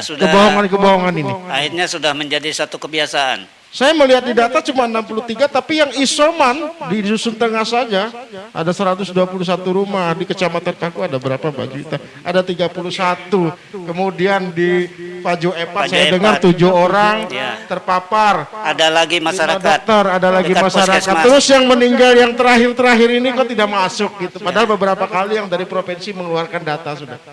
Jadi kalau dari awal sudah terbiasa berbohong, jadi hal-hal yang begini Ya, lumrah dong ya. Lumrah jadinya. ikut-ikutan. Kan saya pernah mengatakan sebelumnya, apabila sudah begini, kita akan salah menerapkan aturan. Seharusnya dari kemarin kita menerapkan aturan level 4. Kalau sudah salah menerapkan aturan level 4, jangan-jangan ini menjadi bergelombang lagi nih COVID di Bartim.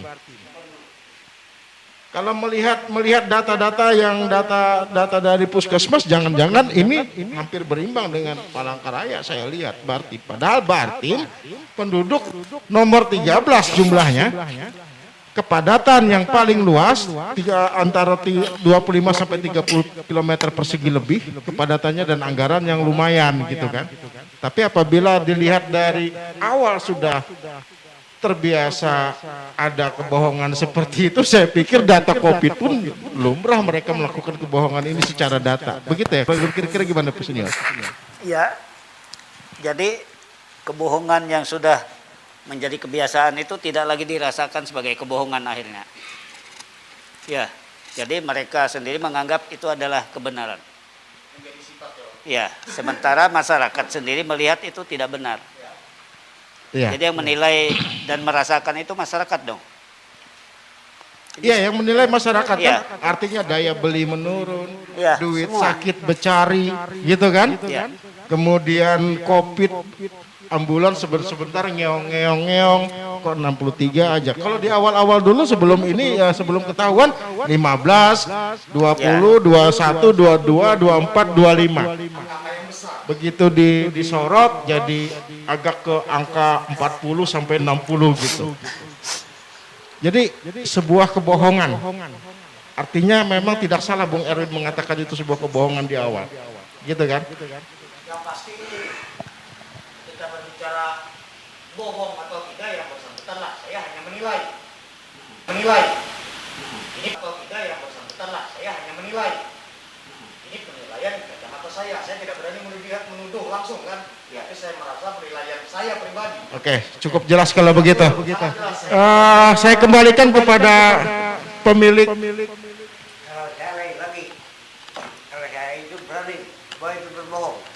Karena beginilah, waktu dia kampanye bawa kartu itu ke Petang Lalu, dia sudah menyampaikan ini masalah kartu itu. Tapi itu tidak diperjuangkan juga sampai sekarang. Oh, gitu ya. Oh, gitu ya. Iya. Memang di waktu di tempatnya Pak Pak Lelo waktu itu sudah diinikan juga sebuah Disampaikan oleh dia. disampaikan ya, Iya. tapi tidak direalisasi juga. Iya. Jadi ini juga sebuah kebohongan saya pikir ya. Ya, kebohongan. Mohon maaf Pak, itu saya pun secara pribadi minta maaf karena tangan-tangan kami yang membuat, tapi kami tujuannya bukan untuk membohongi masyarakat. Bukan yang kamu, yang orang yang memegang kartu ini. Ya, Iya, ya. Masyarakat kalau tim sukses itu Pak, begitu sudah selesai tugasnya udah selesai. Iya, nggak ada. Dia udah ibarat sebuah panitia, begitu sudah selesai kegiatannya bubar gitu loh. Tinggal bagaimana kegiatan itu hasilnya dilaksanakan oleh kepemimpinan yang terpilih gitu. Yang terpilih gitu. Sedikit menyampaikanlah, kalau aku dan Pemudu ini lama kenal. Nah, kalau dia ini baru dia ngurus bupati yang ada ini di 2018. Kalau saya itu dari 2009, 2013 saya terus itu sampai 2018 itu. Iya. Tapi saya tidak mau jadi tim pun di 2018 itu. Oke, Pak Senior. Satu lagi terakhir pertanyaan saya Pak Senior. Banyak sekali orang-orang begitu saya lewat tertawa dan tersenyum, gitu kan? Telinga rinjing dan muha tembok. Nah, itu istilah yang saat ini di Barti menjadi tren. Gimana ini jadi ungkapan itu bisa terungkapkan oleh Pak Senior? Nah, jadi kan begini. Saya 27 tahun di Banjarmasin ya. Mulai sekolah sampai aktif di BEM mahasiswa, aktif di KNPI Kalsel. Jadi kami biasa berdiskusi. Ya kadang-kadang nada keras dan lain sebagainya. Dan kami mengkritisi waktu itu wali kota yang akhir-akhirnya saya dukung dia. Nah, jadi kami menyatakan menjadi pemimpin itu sudah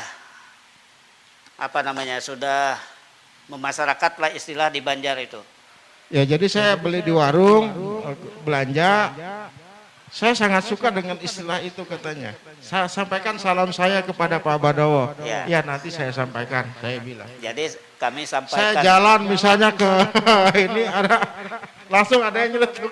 Nah, telinga rinjing muha tembok sip katanya. Jadi istilah itu sepertinya sangat tren saat ini di Barti. Itu sengaja saya sampaikan karena memang kalau di daerah Kalsel itu ngetren istilah itu. Jadi pemimpin, apakah dia gubernur, apa dia ketua DPR, kalau dia tidak mau mendengar aspirasi masyarakat, langsung bukan dituding, langsung dibilang, kalian pemimpin kok talingarinjing muha tembok. Oh itu maksudnya, gitu. Itu maksud Jadi, dari istilah itu. Itu saya bawa ke sini karena kelihatannya dikasih tahu begini begitu tetap aja ngeyel. Jadi itulah yang saya istilahnya sama. Pemimpin yang tidak mau mendengar aspirasi masyarakat itu berarti telinganya sudah tidak peka. Telinga rinjing. Telinga rinjing. Ya. Dan dia tidak punya rasa malu, yaitu muha tembok. Oke. Nah itu istilah-istilah itu. Mbak Juwita, Mbak Juwita tadi kemukakan sempat masalah silpa. Tahun 2019 ada 118 sekian M silpa. Kemudian tahun 2020 itu 153 M silpa. Dan penyumbang yang cukup besar silpa itu justru dari anggaran COVID. Bagaimana nih menurut Mbak Juwita ini? Sebenarnya sangat sedih ya, karena COVID itu lahir pada bulan Maret tahun 2020 dan sampai bulan Maret 2021 itu si COVID ini berulang tahun. Tetapi kalau kita melihat di anggaran justru yang lumayan besar itu di anggaran COVID. Jadi saya tidak paham. Saya tidak paham kenapa justru di anggaran COVID yang silpanya besar. Sementara COVID itu sudah lahir di tahun kemarin. Itu satu. Jadi wajar meledak ini, wajar meledak saat ini. Kalau saya sebenarnya menurut saya tuh saya tidak kaget karena meledaknya terpapar COVID itu karena apa? Dari awal saya sudah bisa membaca bahwa data itu tidak akurat dari awal. Kok ada sepertinya disembunyi-sembunyiin. Saya berbicara fakta. Karena apa? Karena apa? Saya sendiri yang pasien COVID tidak ada dimasukkan dalam data itu sendiri. Saya lihat Kecamatan Paku tidak ada nama saya.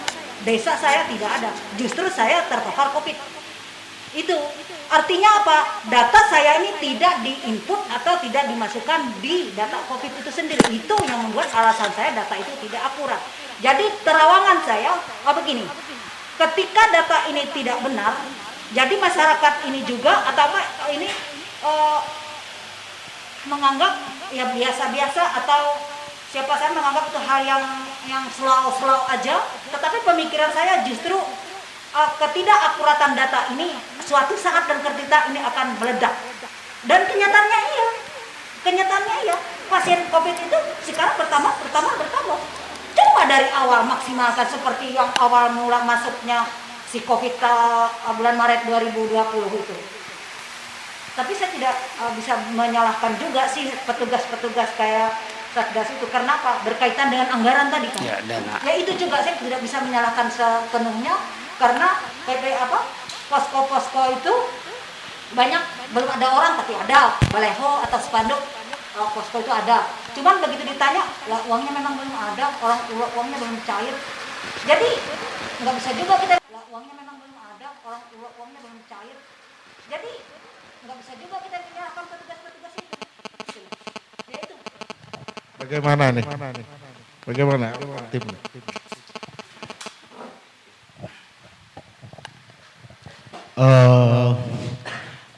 Ini berbicara menanggapi penyampaian Ibu Juwita tadi, silpa ya. Saya hanya berpikir realistis, simpel, yang di depan mata lah, yang baru-baru. Ketika berbicara COVID sudah 2 tahun yang lalu, silpa, sekarang dana silpa paling besar di COVID. Padahal silpa itu dana lebih kan? Sisa kan? Seharusnya sisa, kenapa tidak ada dananya? Iya kan? Karena ketika ya jadi ketika berbicara silpa, oke lah tadi berbicara COVID. Saya hanya bertanya duit silpa itu kemana? Duit silpa itu kemana? Yang saya pertanyakan. Sempat heboh kemarin di grup Barito Timur Membangun, bahkan saya pun teriak. Masa listrik PDAM terputus? Silpa banyak. Ketika diputus aliran listrik artinya ada tunggakan. Jika itu maaflah, ketika saya berbicara saya sebagai masyarakat biasa, saya sampai diputus listrik artinya saya tidak bisa bayar untuk beberapa bulan. Berarti saya miskin, saya tidak mau munafik. Miskin ketika saya tidak bisa bayar listrik diputus, wajar. Ini diputus aliran listrik pasti karena tunggakan, duitnya kemana? Padahal dengan silpa yang saya rasa cukup besar di Barito Timur, mau itu dari dana COVID atau dana yang lain, masa anggaran pemerintah terkait hal itu kemana lah, yang pasti saya menjadi pertanyaan saya bingung. Manajemen pemerintahan menjadi pertanyaan besar untuk saya. Nah kemudian untuk terkait aturan, ketentuan, perundangan, sebenarnya banyaklah polemik-polemik yang saya rasa menurut kacamata saya indikasi-indikasi yang ditabrak aturan ini banyak. Tidak usah hanya di pemerintahan atas saja, yang di bawah pun begitu. Karena apa? Atasnya begitu juga. Atasnya begitu juga. Ya seperti itulah.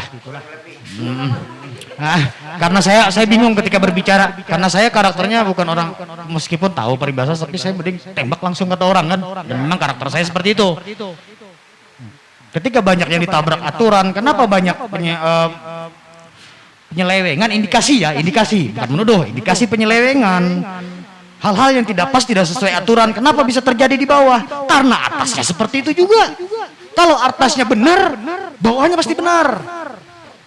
Dan ini saya tidak menapik, realita ini mungkin dalam waktu beberapa hari akan terjadi, khususnya di daerah desa saya nanti, dan saya pun menjadi seorang pelaku penegakan aturan. Tapi untuk hal itu nantilah, karena bukan ranah saya berbicara hal itu. Ya pasti ketika atasnya seperti itu ya bawahnya pasti ngikut. Itulah. Walaupun silpa di bawah silpanya mana nih? Berarti begini Pak Senior.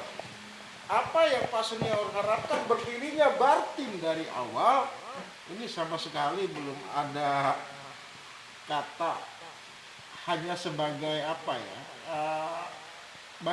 Banyak pihak yang hanya memanfaatkan dengan berdirinya Bartim ini.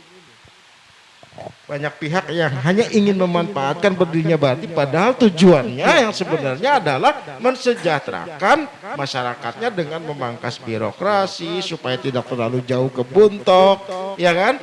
Supaya mempercepat pembangunan. Jadinya begini tidak ada yang tercapai. Padahal visi misi yang ada ini bagus loh Pak Senior.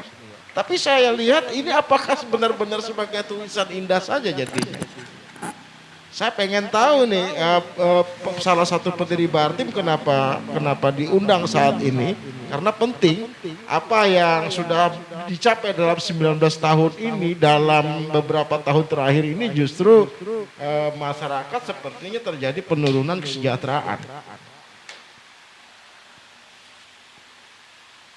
Apa kira-kira langkah Pak Senior sebagai salah satu pendiri Bartim ke depan buat masyarakat Barito Timur, buat pemerintahan ini? Apakah ada langkah-langkah konkret nanti ke depan ini? Baiklah, kalau kita berbicara langkah konkret pada saat-saat terakhir masa jabatan 2 periode ini, saya pesimis untuk melihat perubahan itu. Pesimis kenapa? Karena yang ada saja, misalnya LPJMD, katanya mau dirombak lagi. Iya betul sekali.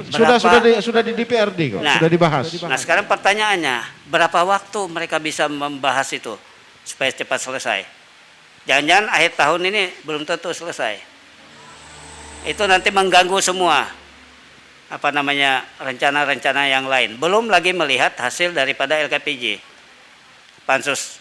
Pak Senior, ya. kalau melihat dari apa yang dikatakan Pak Senior ini pesimis, berarti PAD tidak meningkat dong pada akhirnya. Loh, kenyataan di depan mata kok. Sekarang capaian PAD berapa sampai hari ini?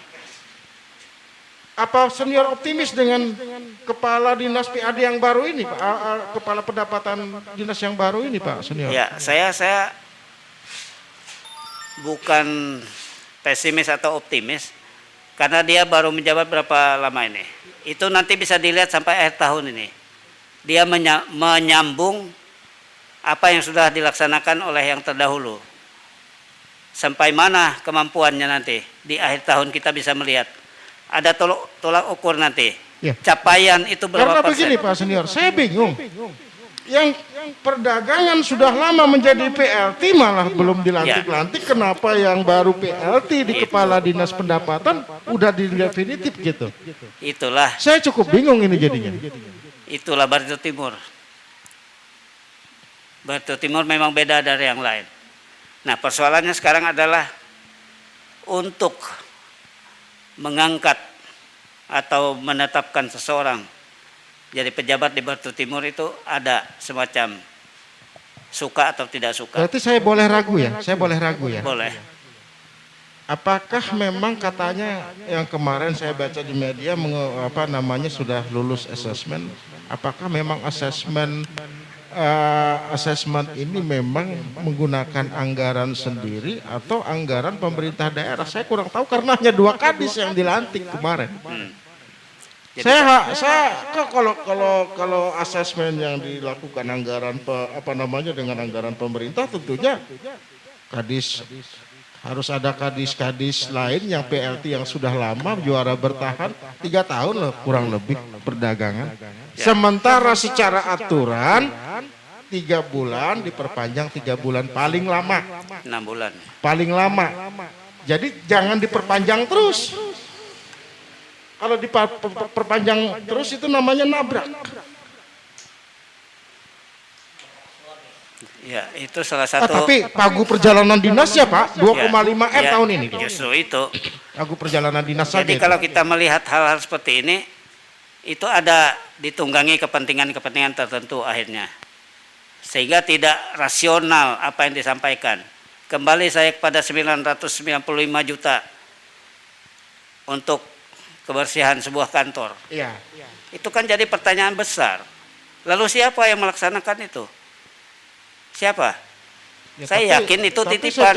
Secara kalau dinas kebersihan kantor kan terkait erat dengan office biasanya ya. Dengan kesekretariatan. Ya. Saya boleh tanya enggak? Sekretaris DLH siapa ya? Ya kan masih. Hendoyono kan? Oh gitu. Oh ya, Direktur PDAM itu ya? Ya. Dirut PDAM? Ya. Justru itu. Kan begitu karirnya bagus Pak. Ya bagus. Menurut si bos. Dengan begitu kan karirnya bagus sih. Ya menurut si bos bagus. Tapi kan sebenarnya banyak yang berprestasi dan pintar mungkin tidak digunakan. Tapi harus begitu sepertinya di Bartim ya kira-kira. Ya itulah Bartim. Oke, Ya, kalau salah gitu satu. cukup saya kembalikan kepada Bung Jos. Oke, baik, terima kasih. Saya rasa luar biasa cukup untuk sore hari ini ketemu kita di dalam kilas balik pembangunan Barito Timur tahun 2019-2021. Bung Erwin, sebelum kita berpisah, Bung Erwin, silahkan ada 1-2 kata. Untuk menutup dari saya penyampaian hari ini, Dirgahayu Republik Indonesia, Dirgahayu Barito Timur, selamat ulang tahun untuk Radio Monika. Nah, dan juga harapan saya yang sangat besar adalah untuk Barito Timur menjadi lebih baik adalah perubahan itu perlu keberanian. Dan saya ketika saya sudah menjadi kembali ke tanah nenek moyang saya di Barito Timur, saya tidak akan pernah mundur 1 langkah pun untuk menuju perubahan itu. Baik, terima kasih. Pak Lelo, silakan Pak Lelo sebagai masyarakat. Ya, saya sampaikanlah sebelum kita berbicara kita masing-masing. Pertama, istilahnya selamat ulang tahun buat Republik Indonesia yang ke-76 dan ke Bartim ke-16, lalu ke studio ini. Mudah-mudahan kita maju melangkah, bukan maju selangkah, maju melangkah ke depan. Cuma itu aja.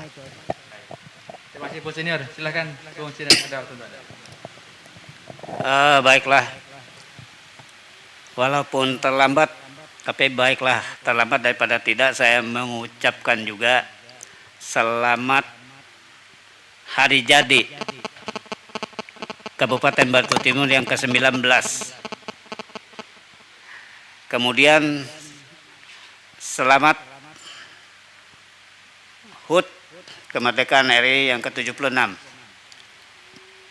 Mudah-mudahan NKRI ini tetap jaya dan kita tetap bisa bersatu, hidup aman dan tentram di NKRI yang kita cintai ini. Kemudian selamat juga kepada Radio Suara Monika FN bahwa yang ke-16 ini ya. Jadi jangan pernah mundur karena banyak suara-suara sumbang itu biasa. Karena biasanya semakin tinggi sebuah pohon itu berdiri, dia pasti terpaan anginnya semakin kuat. Ya, selamat untuk kita semua. Kita tetap semangat sebagai narasumber. Jangan kita pernah patah semangat untuk Bartim yang kita cintai. Terima kasih. Baik, terima kasih. Bu Juwita. Ya, terima kasih. Untuk penutup, saya hanya berharap di masa-masa yang akan datang ini kita bersama-sama bisa memulihkan kembali situasi atau kondisi yang menurut saya sangat memprihatinkan sekali. Jadi kita ambil sisi positifnya dengan Dirgahayu Republik Indonesia yang ke-76, dengan juga hari jadinya Kabupaten Bertuk Timur yang ke-19 dan dan ulang tahun Radio Monika Surya FM yang ke-16 tahun. Kita berharap kedepannya lebih baik dari hari yang kemarin. Oke, baik, terima kasih. Oke, Bu Yandi, satu kesimpulan dan silakan untuk teman.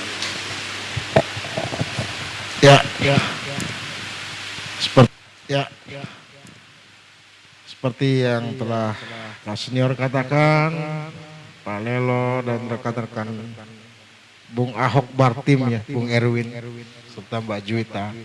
Saya mengucapkan selamat Hari Kemerdekaan Republik Indonesia, Dirgahayu Republik Indonesia yang ke-76. Semoga tetap jaya. Saya juga mengucapkan selamat hari jadi untuk Bartim yang tercinta yang ke-19. Namun, apa yang menjadi harapan ke depannya setelah kita dengar dan diskusikan hari ini, setelah kita melihat hal-hal yang terjadi selama ini, kali ini saya tidak bisa berharap dan tidak ada kesimpulan karena memang tidak ada yang bisa disimpulkan. Saya pikir saya tidak punya kesimpulan kali ini. Saya ingin katakan, saya ingin berharap yang lebih baik, tapi dari kemarin-kemarin faktanya semakin tidak baik. Saya ingin berharap maju dan bisa mengimbangi dengan daerah-daerah lain, tapi faktanya memang tidak bisa diharapkan untuk kemajuan ini. Jadi tidak ada harapan untuk saya sampai 2023 ini. Pendapat saya pribadi terserah kepada kawan-kawan yang lain, tapi yang jelas tidak ada yang bisa disimpulkan. Saya tidak bisa menyimpulkan. Dan saya katakan sekali lagi, saya hanya bersuara sebagai pengingat ke depannya agar kita semua memilih pemimpin, betul-betul memilih kepemimpinan yang sesuai dengan jiwa dan nilai demokrasi Pancasila. Itu yang saya harapkan. Jiwa-jiwa Pancasila itulah yang kita harapkan untuk memimpin Bartim ke depan. Akhir kata saya ucapkan Assalamualaikum warahmatullahi wabarakatuh. Salam sejahtera, shalom. Adil Katalino, Bacuramin Kasuruga, Basengat Kajubata. Harus. Oke, baik. Saudara pendengar dimanapun Anda berada, terima kasih banyak atas kebersamaannya di sore hari ini, dan tentunya mudah-mudahan di kesempatan ini membuat suasana yang lebih ke depan lebih maju.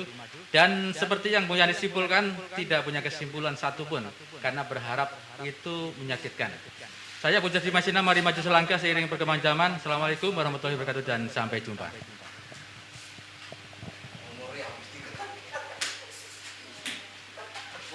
Ini sudah maklum perdana, maklum aja dulu.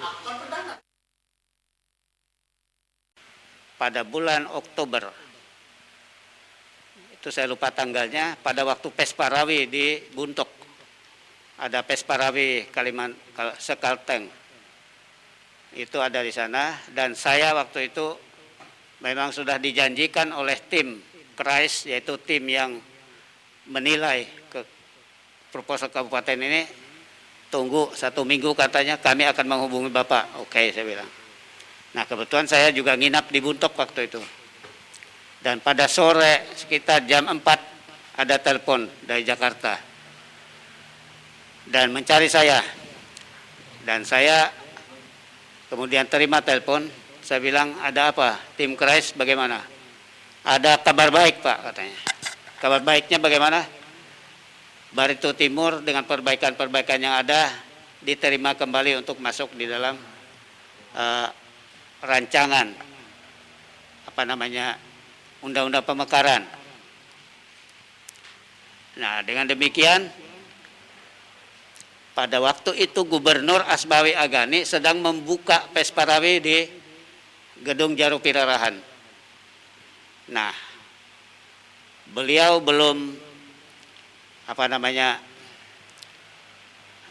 menyampaikan kata sambutan pembukaan. Saya telepon beliau, dan beliau menyatakan, ada apa, Pak Badowo? Saya bilang, ada berita gembira, Pak. Oh ya, mengenai kabupaten, iya. Jadi saya perdengarkan pembicaraan dengan tim KRAIS, dan Pak Asmawi mendengar. Dan begitu dia mendengar, dia sangat gembira, dan dia skor acara di Mantawara, dan dia umumkan bahwa Barito Timur kemudian diterima dalam Undang-Undang Pemekaran, lolos. Nah, itulah kilas balik sebetulnya dari perjuangan itu. Nah, kembali kepada kilas balik tentang pembangunan 2019-2021, saya orang yang paling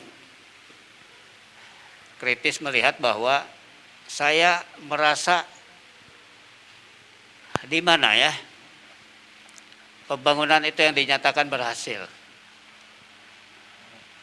tanpa mengecilkan arti seorang Bupati Ampera Haji Mebas, tapi masyarakat kan bisa melihat yang mana sih pembangunannya. Kalau hanya bikin pagar kantor bupati, pagar rumah DPR dan lain sebagainya, saya pikir itu tidak ada sangkut pautnya dengan kepentingan masyarakat banyak. Yang kita perlukan masyarakat banyak, misalnya kalau membangun misalnya jalan kelompok tani, supaya mereka bisa membawa hasil sawah, sayur dan lain sebagainya. Nah, itu tidak dilakukan. Nah, kemudian saya juga kaget mendengar bahwa pembangunan kolam renang yang biayanya 4, sekian miliar. Kira-kira yang berenang di sana siapa nanti? Saya rasa itu tidak urgen bagi saya ya, saya menilai. Yang kedua, bundaran di Longkang. Kalau tidak ada bundaran pun sebenarnya tidak ada masalah. Masih banyak yang kita perlukan dana untuk hal-hal lain. Misalnya sekolah SD di daerah Hayaping ada beberapa yang ambruk. Kemudian di daerah Asak. Itu banyak hal sebetulnya yang lebih penting. Nah, ini yang kita harus lihat. Tetapi kita tanda petik. Karena nilai proyek ini cukup besar. Itu kan mendatangkan untung bagi pemborong. Jelas. Walaupun saya tidak tahu siapa yang memborong kolam renang, siapa yang borong bundaran di Longkang, saya belum tahu. Tapi yang nyata bahwa kita mengkritisi seharusnya kalau ada uang untuk membangun, apakah itu CSR, apakah itu APBD, apa itu APBN, apa itu DAU, itu seharusnya yang langsung berhubungan dengan masyarakat, yang langsung bisa dirasakan oleh rakyat banyak. Itu sebetulnya. Yang paling akhir adalah tadi saya ke pasar belanja sayur tradisional. Ya, dari 15 yang jual sayur itu hanya tinggal sekitar 4 penjual. Kenapa? Mereka pinjam uang dari rentenir yang berkedok koperasi simpan pinjam. Tidak benar, itu rentenir semua. Kalau dia pinjam 1 juta, potong duluan 200, yang diterima hanya 800, tapi tetap dia harus store 1 juta. Artinya apa? Hampir 40% bunga yang harus dibayar. Ini sebetulnya sudah disampaikan oleh Gubernur pada pertemuan 2018 di depan Bupati bahwa upayakan Bank Pembangunan ini memberikan pinjaman lunak tanpa agunan dan bunga yang sangat rendah untuk masyarakat kita yang jual sayur tradisional ini. Tapi cobalah ke pasar, tanya dengan mereka, pengakuan mereka. Nah, ini tidak dilaksanakan oleh pemerintah daerah. Seharusnya ini jadi fokus juga, karena inilah yang bisa menghidupkan ekonomi kerakyatan. Itu yang mungkin bisa saya sampaikan dalam kilas balik ini. Saya tidak terlalu mendalam untuk menilai, tetapi secara nurani kita semua pasti merasakan apa yang dirasakan oleh masyarakat Batu Timur umumnya. Dan kita semua melihat bagaimana kesulitan dengan dampak yang adanya COVID-19. Nah, seharusnya pemerintah daerah bisalah membantu mereka-mereka ini yang terdampak. Nah, jadi kalau ini persoalannya, mari kita semua bersinergi, memberikan masukan. Walaupun kemungkinan diterima masukan kita itu sangat kecil, tapi tidak salah kita bersuara, menyampaikan. Karena itu adalah kewajiban kita untuk menyampaikan. Nah, jadi mungkin itu yang bisa saya sampaikan dulu. Saya mohon salah hilafnya, saya mohon maaf. Itu yang bisa saya sampaikan kepada kita semua. Kami kembalikan kepada siapa moderator?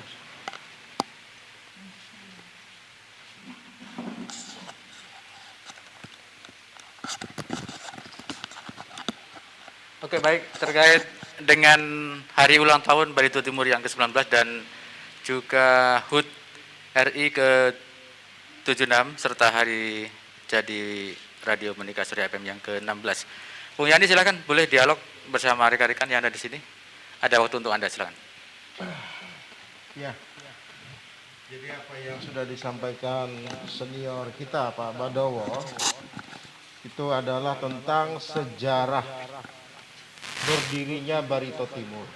Kebetulan saat ini sejarah itu kita sudah mencapai usia Barito Timur ini 19 tahun. Tepat di bulan Agustus, perayaannya berarti bertepatan pula dengan perayaan Hari Kemerdekaan Negara Republik Indonesia yang ke-76. Beliau sudah memaparkan bagaimana perjalanan sejarah Barito Timur. Dan apabila kita ulang tentunya waktu sangat terkuras banyak. Jadi saya cukup kembali ke Pak karena sejarahnya sudah diungkap secara jelas dan terang. Temanya hari ini adalah mengenai kilas balik pembangunan 2019-2021 Barito Timur. Berarti kita bicara tentang periode akhir pemerintahan ini, periode kedua pemerintahan oleh Bapak Ampera Mebas sudah menjalani tahun ke-3, kurang lebih tahun ke-3. Ya tentu kita tidak bisa sembarangan bicara. Kalau kita mau tahu apa yang dimaksud dengan kilas balik pembangunan, sebenarnya sangat mudah saja. Di tangan saya bawa LKPJ tahun 2020. Nah, di dalam LKPJ ini untuk 2019 sampai dengan 2023 kita temukan arah kebijakan pembangunan. Kita bisa menemukan arah kebijakan pembangunan di sini. Tahun 2019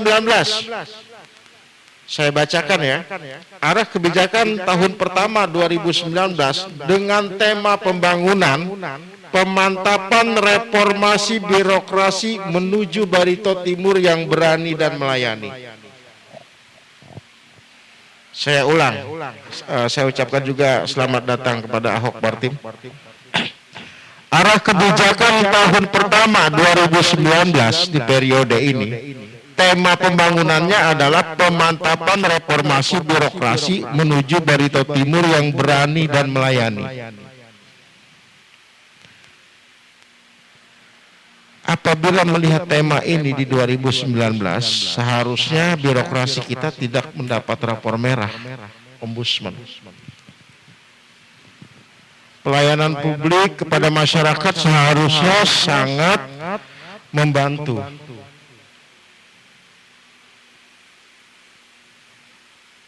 Reformasi birokrasi seharusnya bisa meningkatkan kinerja ASN. Pertanyaan selanjutnya, apakah kinerja ASN di Barito Timur sampai 2021 ini meningkat? Pertanyaan lainnya, apakah memang reformasi birokrasi ini sudah dilakukan sesuai dengan keadilan, sesuai dengan ketentuan peraturan perundang-undangan dan sesuai dengan norma-norma atau kaidah-kaidah yang berlaku? 3 pertanyaan tadi jelas. Siapapun akan menjawab tidak. Pelayanan publik kita masih dipertanyakan. Reformasi birokrasi, penetapan pejabat-pejabatnya masih amburadul. Jangan salah, di Bartim ini ada juga 3C yang sudah jadi kabit, 3D yang jadi kabit, yang 4A-nya terlempar semua. 3B sudah banyak dedikasi. Contoh pelantikan kemarin, yang terakhir. 3D sama 3C masih jadi staf. Apakah ini cermin birokrasi? Apakah ini cermin reformasi birokrasi? Saya udah katakan, kepala daerah itu tidak memiliki kewenangan apapun dalam penunjukan pejabat. Kalau ada kewenangan kepala daerah, tunjukkan sama saya. Pasalnya mana? Yang memiliki kewenangan itu adalah presiden. Berdasarkan Undang-Undang Nomor 5 tahun 2014, presiden mendelegasikan kewenangannya kepada bawahan-bawahannya, termasuk gubernur, termasuk bupati, termasuk wali kota. Saya yang salah tafsir atau BKD yang salah tafsir ini? BKPSDM. Kepala daerah hanya menetapkan setelah melalui proses peraturan perundang-undangan, sesuai peraturan perundang-undangan. Undang-undang menjamin baru ASN, undang-undang menjamin promosi, undang-undang menjamin bagaimana mutasi dilakukan. Apakah itu tercermin di Barito Timur? Selama kinerja ASN tidak meningkat, jangan harap ada kemajuan di Barito Timur. Saya jamin. Karena ini terkait erat dengan pelayanan publik, yang tentu saja nanti notabene akan berpengaruh pada arah yang ingin dicapai, yaitu kesejahteraan masyarakat luas. Contoh, rumah sakit, pelayanan kesehatan. Contoh kecil. Ada dokter yang mengundurkan diri. Insentif belum dibayar. Banyak dokter terpapar COVID. Apakah ini cermin dari sebuah reformasi birokrasi meningkatkan kinerja? Tidak ada, itu bohong namanya. Apakah alasan COVID? Loh, janganlah. Jangan melulu alasan COVID. Kalau COVID yang dijadikan alasan, kok dananya silpa COVID, dana COVID silpanya besar sekali.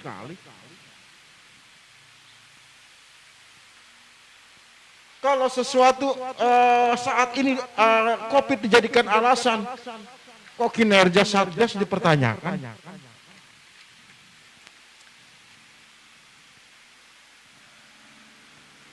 Jadi tidak ada. Jadi arah pembangunan yang katanya berdasarkan LKPJ yang saya bawa ini adalah pemantapan reformasi birokrasi menuju Barito Timur yang berani dan melayani, saya katakan gagal. Kalau ada yang mengatakan berhasil, silakan buktikan.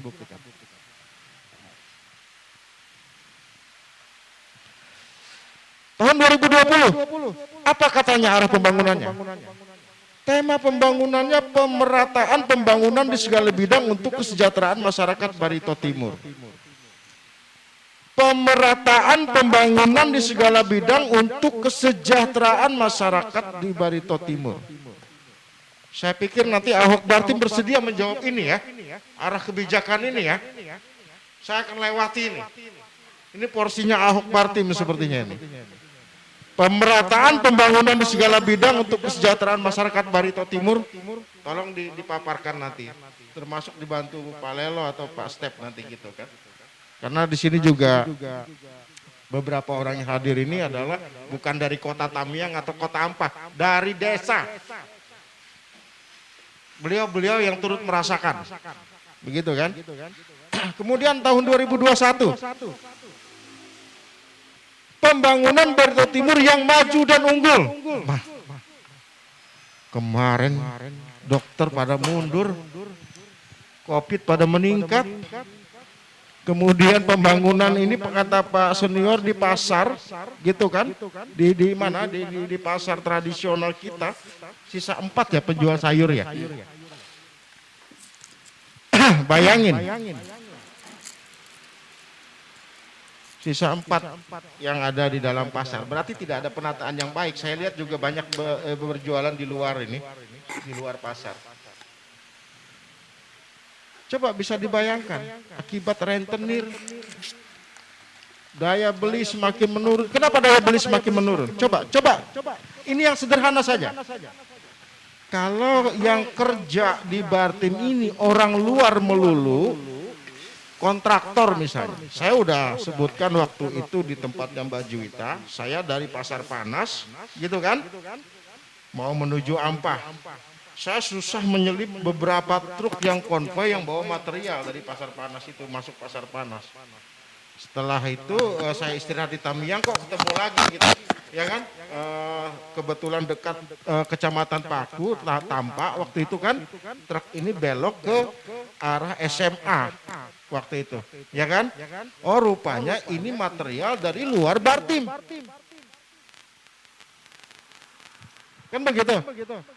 Saya telepon Mbak Juwita, Mbak itu kontraktornya dari mana? Dari luar Bartim. Pekerjanya dari mana? Dari luar Bartim. Coba bayangin, apakah ada uang berputar di Bartim kalau begitu? Material dibeli dari luar, uangnya keluar. Kemudian kontraktornya dari luar, pajaknya bayar di luar, yang mungut orang lain. Para pekerjanya dari luar, ya jelas uangnya juga dibawa keluar hasil. Keuntungannya ternyata kontraktor dari luar, keuntungannya dibawa keluar. Sekarang yang jadi pertanyaan, apa yang buat Bartim? Sederhana, ini logika yang sangat sederhana. Logika yang sangat sederhana. Oke, kita maju lagi ini 2021. Coba bayangin, ya kan? Semua di